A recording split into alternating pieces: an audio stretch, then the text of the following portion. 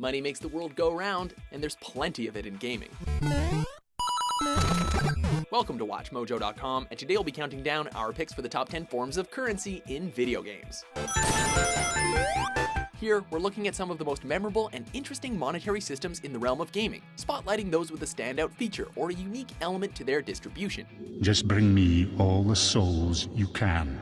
Be they gems, coins, or glowing bricks, these currencies are notable for a reason.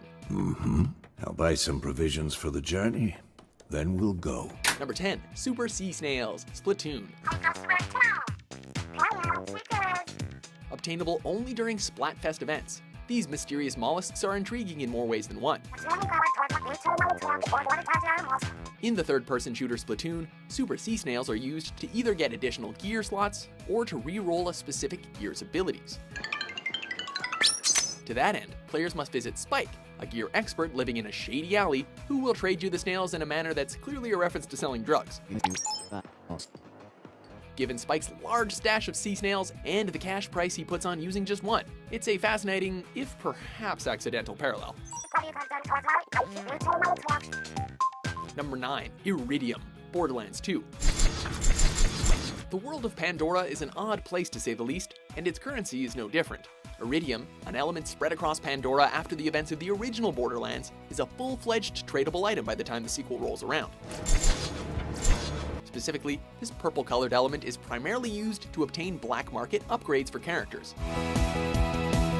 However, Iridium has been implemented elsewhere, from being refined for weapons manufacturing, to acting as a fuel, to even being absorbed by sirens as a power enhancer. Nifty. Number 8. Halos, Bayonetta series. Got your hands on something awfully rare, haven't you? We imagine angels are wary of this. As it happens, the Halos collected by Bayonetta are said to contain some element of the angel's life force, and are obtained by way of mass slaughter. Those details alone add some ambiguity to the eponymous Umbra Witch Bayonetta's quest, and that's without getting into her trading off the Halos to the fallen angel Rodan. Angels in agony are pretty much my slow jams. On the bright side, all of those Halos are useful for obtaining the game's various weapons, items, and battle techniques. Anyway, you need any supplies, just make sure you keep bringing me these Halos. Even when she's fighting against demons who drop orbs instead of Halos, Rodan accepts those at a one-for-one value, like it's some sort of fantastic vacation resort. We've lit our prices on fire, so there won't be hell to pay. Come on, I gotta say some cheesy shit sometimes. Number 7. The National Currencies, The Witcher series. I must check its authenticity in the lab before I can give you your coin. I'm a cautious man. Forgive me. Change is not unheard of when it comes to the economy, and this game series is a fascinating case study. I knew your mum for years. Charge Ternaria Copper. This is how you repay me. In the 2007 action RPG The Witcher, the Northern Kingdoms relied on the Orin coin for trade and other monetary concerns. This remained the standard for the sequel, but with the changes in political power that came about between games, in The Witcher 3 Wild Hunt, the Northern Kingdoms start to use the Novigrad crown. No deal. Whoa, hold up. Most interesting of all, the kingdoms allow the Orin to be traded for crown, with a 1-to-1 conversion rate as well. And dwarves are the worst. Greedy little magpies. Do anything for gold, they will. Number 6. Bolts, Ratchet & Clank series. Though they differ in shape, size, and color, the same unique design underlines it all. From the beginning, bolts, as in actual fastening bolts, have served as the titular duo's main collectible, typically obtained by destroying crates or foes. Visually quite unlike any other currency, bolts also grant Ratchet & Clank a means of buying each game's full array of weapons, armor, and upgrades. And that's before getting into the rarer variants, or the bolts that are rewarded for completing game-exclusive challenges. So that's where I've been stuck this whole time. Please return your appendages to the steering mechanism, sir. Huh? Number 5. Studs, LEGO series. Unconventional though they may be, studs have quickly become a memorable form of currency. First introduced in LEGO Star Wars the video game, these tiny plastic LEGO pieces soon found appeal as a plentiful form of collectible. Later LEGO games peppered their levels with studs and hid modifiers to boost one's total amount, as well as offering new characters and unlockable extras for trade.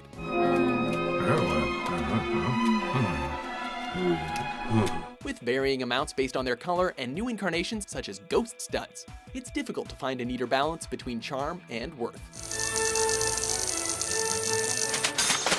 Number 4. Souls. Souls series.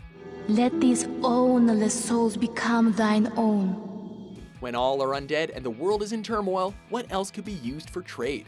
The Souls game's brooding atmosphere and embrace of subtle horror are encapsulated in their primary currency, the literary souls of fallen enemies. Feast upon their souls. Taken from various fallen corpses, souls serve multiple purposes, from purchasing new armor and weapons to upgrading character stats. So the world might be mended. Thus, their multitude of uses gives them inherent value, making every death a burden and every effort to reclaim them a hard-fought victory.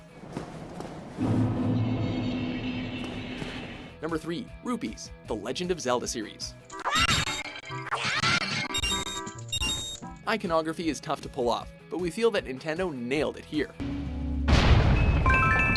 Ever since the first Legend of Zelda game came to the NES back in 1987, the tunic-wearing hero Link has been greeted with gem-like rupees in various incarnations throughout Hyrule. Bearing a simple yet colorful design, rupees have at the same time evolved in terms of their worth, settling on a standard value for each color of rupee. And of course, being distributed evenly enough to be both rewarding and reasonably plentiful certainly helps. Number 2. Bottle Caps, Fallout series. Speaking of something iconic, here's an effortless creation that makes sense as a replacement for money. I guess we could do a little trading. Here's what I got. In the Fallout series, traditional paper money and coins have completely fallen out of use, with their place being filled by the caps of Nuka-Cola bottles. Spend your money. Settle down. Besides being valuable because of their relative scarcity though, the caps also reinforce something key, the theme of clinging to nostalgia. Yes. I'm over 200 years old. Their visual roots in 1950s Americana tie neatly into the Fallout world's inability to culturally move past the time and place, and serve as a reminder of what the world has lost. Hey, I'd love to help, but there's a small matter of expenses.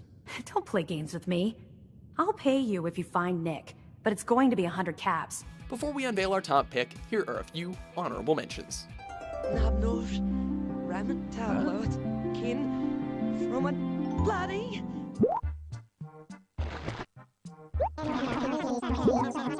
Number 1. Bullets, Metro series.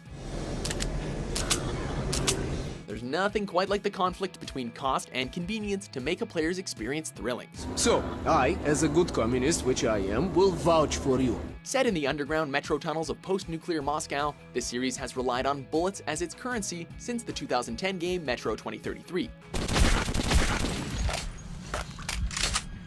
The idea at play here is deceptively simple. Special bullets the player collects can be used for either trade or combat. The trouble is, they're limited in number. Bullets to the last surviving theatrical critic. Bullets for mercy on your souls. Do you want to use these bullets to fend off enemies now, or abstain for the chance to spend them on valuable equipment? Decisions, decisions. We got rats, fresh roasted before your eyes. Do you agree with our list? I can tell you're not gonna last long here. What's your favorite form of currency in gaming? For more valuable top 10s published every day, be sure to subscribe to WatchMojo.com. I guess I'm gonna have to set up shop here and score me some halos. These stupid rings are worth a fortune back home.